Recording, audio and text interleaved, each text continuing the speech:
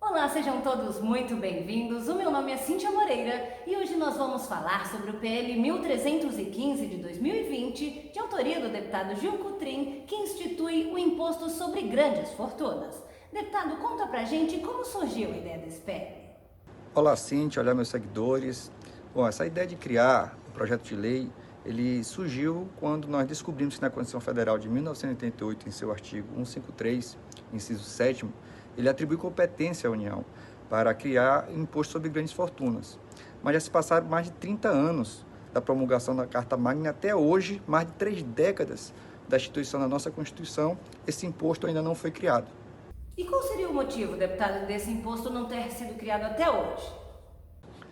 Então, Cíntia, a gente não sabe precisar o real motivo de ninguém ter criado este imposto até hoje.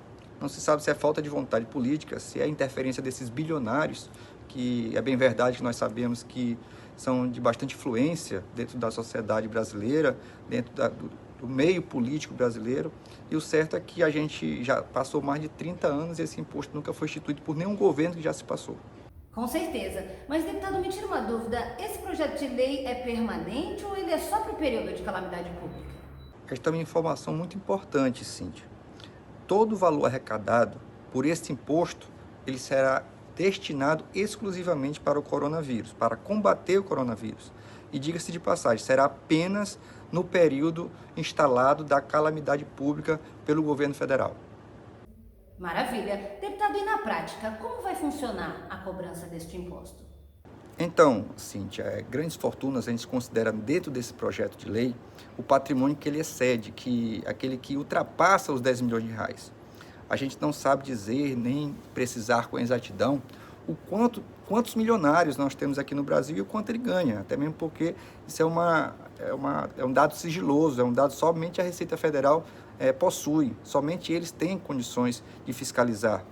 Mas, de acordo com o ranking dos bilionários do mundo em 2020, divulgado no dia 7 de abril deste ano pela Forbes, existem brasileiros na casa dos 7 dígitos, são mais de 45 pessoas. E se nós considerarmos 45, esse pessoal tem em torno de um conjunto patrimonial de mais de 127 bilhões de dólares. Se nós formos converter para a moeda brasileira, essa cotação que está oscilando muito do dólar, vamos pegar a cotação de hoje, nós temos um conjunto de bilionários em torno aí de 650 bilhões, 649 milhões de reais dentro do nosso país. Se nós formos aqui fazer um exercício para taxar apenas 1% em cima desse valor, nós teremos 6 bilhões, 596 milhões e 490 mil reais para ser utilizado no combate ao Covid-19. E neste caso, instituindo e tendo esse valor arrecadado por esse imposto que nós queremos instituir para a população, para o povo brasileiro, nós iremos distribuir da seguinte forma: estamos propondo 50% do valor para os estados e Distrito Federal e 50% do valor para os municípios brasileiros. E se nós fizéssemos essa comparação com o fundo eleitoral? Veja só, o Fundo Especial de Financiamento de Campanha, o conhecido Fundo Eleitoral, criado em 2015, serve exclusivamente para um aporte financeiro aos candidatos em ano de eleição. Foi aprovado pelo Congresso e sancionado pelo presidente a Lei de Orçamento Anual na ordem de 2 bilhões de reais. Estamos em um ano eleitoral, torna-se imprescindível a sua aplicação à finalidade original, ou seja, para garantir e manter a democracia em nosso país. Existe um grupo que apoia a aplicação deste recurso no combate à pandemia do coronavírus. Segundo o nosso PL, se formos tributar, a exemplo, apenas os 45 bilionários citados, o montante será em torno de 6,5 bilhões de reais, ou seja, mais de 3 vezes o valor do fundo eleitoral.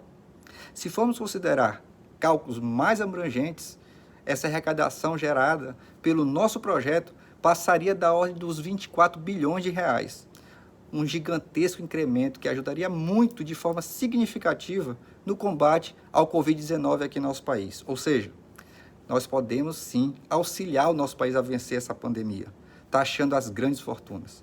Vale lembrar também que o patrimônio de uma pessoa é constituído de todos os bens que ela tem e que deveria, é claro, deve ser declarado no seu imposto de renda. Então, o nosso projeto de lei, ele estabelece essa cobrança a ser considerada a partir do patrimônio existente até 31 de dezembro de 2019. Deputado, eu verifiquei que existem outros projetos de lei parecidos com esse tramitando no Congresso Nacional. Qual que é a diferença entre eles? O nosso PL 1315 de 2020 se difere em alguns pontos e eu gostaria de explicar isso muito bem para vocês. Primeiro, o nosso PL ele destina exclusivamente à pessoa física, sobre uma alíquota menor sobre os ricos.